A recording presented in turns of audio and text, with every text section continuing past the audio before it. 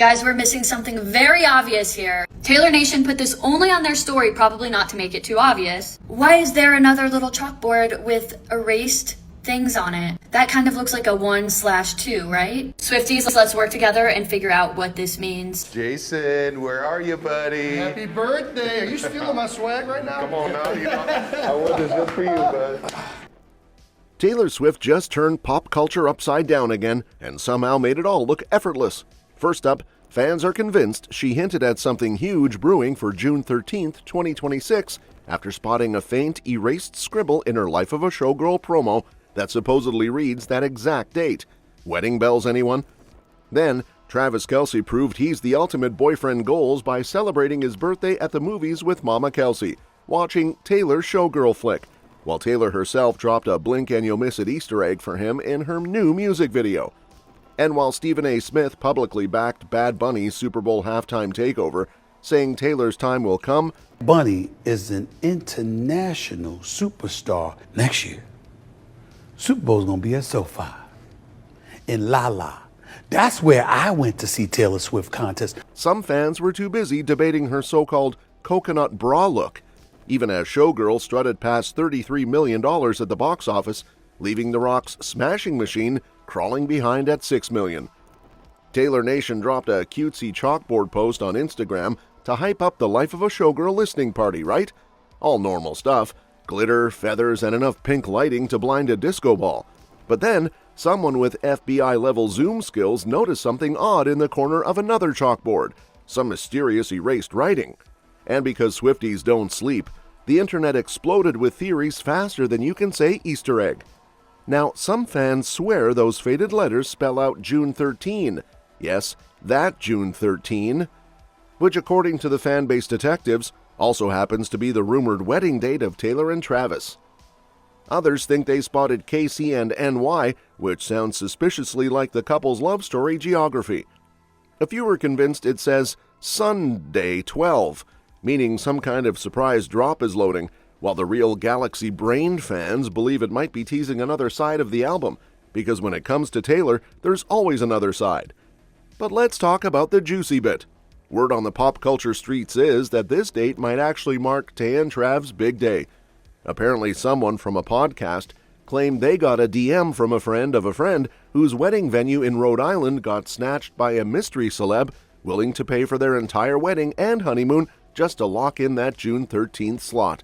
And surprise, surprise, it's the only 13th that falls on a Saturday that year, right near Taylor's Rhode Island mansion.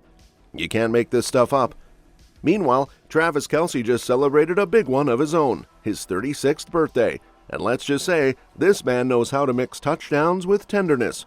Instead of throwing a wild NFL-style bash or hitting a VIP club, Travis spent his special day at the movies with his mom. Yep, big ol' softy mode activated. He took Mama Kelce, his aunt and uncle out for a cozy theater date to watch Taylor Swift the official release party of a Showgirl. Basically, he scored major brownie points with both his fiancée and his family in one go. Now picture this. Travis, NFL beast, 6'5" of pure gridiron energy, sitting in a Jacksonville theater decked out in teal and orange feather boas like he's auditioning for RuPaul's tailgate race. The Kelce crew went full Swiftie mode, matching Taylor's album cover colors and all. Mama Kelce even sported a white baseball cap with Taylor's face on it, the ultimate future mother-in-law flex, as fans put it. One fan gushed about how happy Donna looked, while another got all misty-eyed over how sweet it was to see Travis supporting his girl like a total gentleman. You could practically feel the collective internet swoon through the screen. Of course, some jokers online couldn't help but wonder how awkward it might have been sitting through certain songs from Taylor's setlist, like Wood, the one that's basically a lyrical love letter to her man. But relax, folks. Insiders confirmed it was the clean version of the film, so no blushes from Mama Kelce that night, just popcorn and proud smiles. Meanwhile, Taylor clearly had her own playbook ready for Travis's big day, and she didn't just send balloons or bake a football-shaped cake. Nope, she went full Swift mode, dropped a music video with a sneaky little Easter egg for her man. Because when your girlfriend is Taylor Swift, your birthday gift isn't a watch or a cologne, it's being immortalized in a chart-topping visual masterpiece. In her brand new The Fate of Ophelia video, released right after the Life of a Showgirl album, Taylor's serving looks, switching hairstyles like Wi-Fi connections, and pulling off costume changes faster than an NFL halftime show. But the real mic drop moment comes when she sings, "Pledge allegiance to your hands, your team, your vibes." Suddenly, a football comes flying through the air, and she catches it. Clean catch, no fumble, Swifties went feral. It was like she'd just been drafted by the Kansas City Chiefs themselves. The girl knows ball. Literally. Of course, the whole internet went into meltdown mode dissecting that 1 second of footage. Some fans were convinced it was her saying "Happy birthday, big guy" in code. Others swore the toss symbolized how she and Travis pass each other love and loyalty. And that sparkly chainmail dress she wore during the scene? Straight out of a glam football fantasy. Like if the NFL hired Beyoncé's stylist and told her, "Make it poetic." And speaking of halftime-worthy spectacle, the NFL just dropped a bombshell that had everyone doing double takes. Bad Bunny is officially headlining the Super Bowl halftime show. Yep, the Puerto Rican megastar who went from wrestling rings to world tours is now taking over the biggest stage in sports at Levi's Stadium in February 2026. He's basically everywhere at once. Concerts, fashion weeks, WrestleMania, and now the Super Bowl? Somebody call his calendar manager because he's booked solid through 2030. The internet, predictably, lost its collective mind. Not because Benito didn't deserve it, the guy's global reach is untouchable, but because everyone secretly thought this year was going to be Taylor Swift's turn to dominate halftime. I mean, come on, she's engaged to a Super Bowl champion, she's got an album literally themed around showgirls, and her fanbase could probably fill Levi's Stadium 10 times over. But apparently, Queen Taylor said thanks but no thanks because she's not about to let the NFL control her music rights. Classic Swift move, protect the masters, not just the high notes. That didn't stop ESPN's Stephen A. Smith from chiming in with his own spicy take, though. He's out here backing Bad Bunny like he's the MVP of global music, saying Taylor's moment will come later, at SoFi Stadium, where she made the earth literally shake during her Eras tour. Next year, Super Bowl's gonna be at SoFi in La La. That's where I went to see Taylor Swift contest. Not once, but concert rather. Not once, but twice. Okay? Taylor Swift and the Swifties rolled up at SoFi and they turned it out. That is where she should. And he's not wrong. When Taylor performed 6 sold-out shows there in 2023, Caltech scientists straight up confirmed that Swifties caused a mini earthquake. Speaking of things shaking up, Taylor Swift's latest album art just sent fans into full meltdown mode, and not the good kind.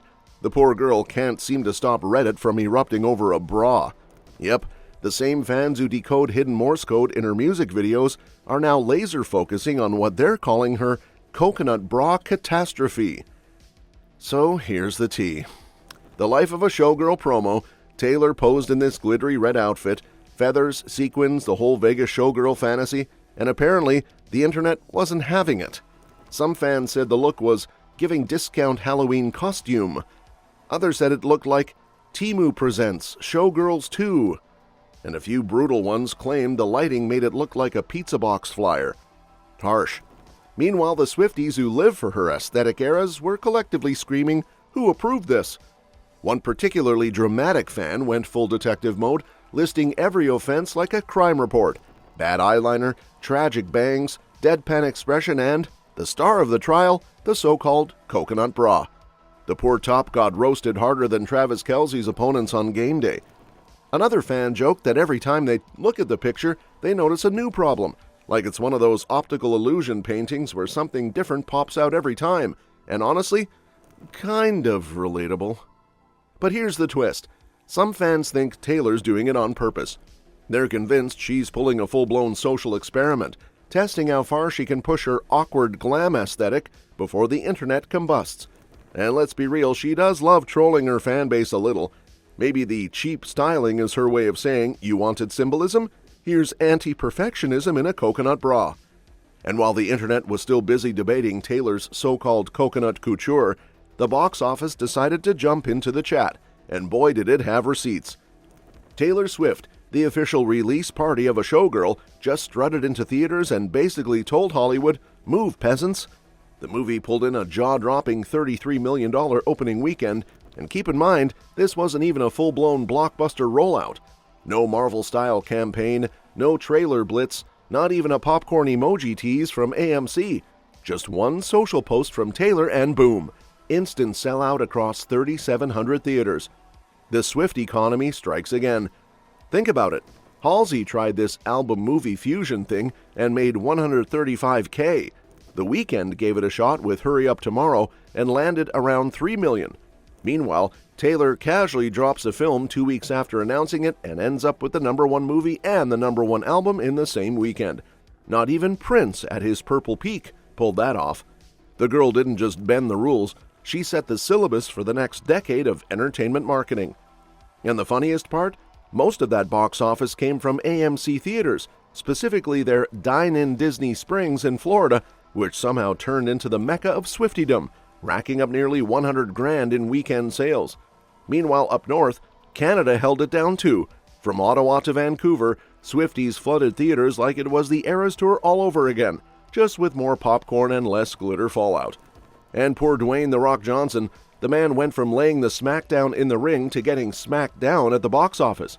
His artsy UFC drama The Smashing Machine stumbled out with just $6 million, his lowest opening ever.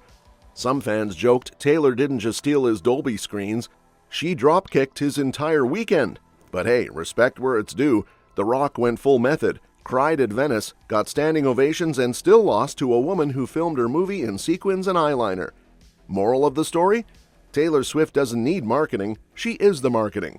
Studios spend $100 million on campaigns, she spends one Instagram caption and sends half the planet sprinting to AMC. That's all for this video, folks. We'll see you next time.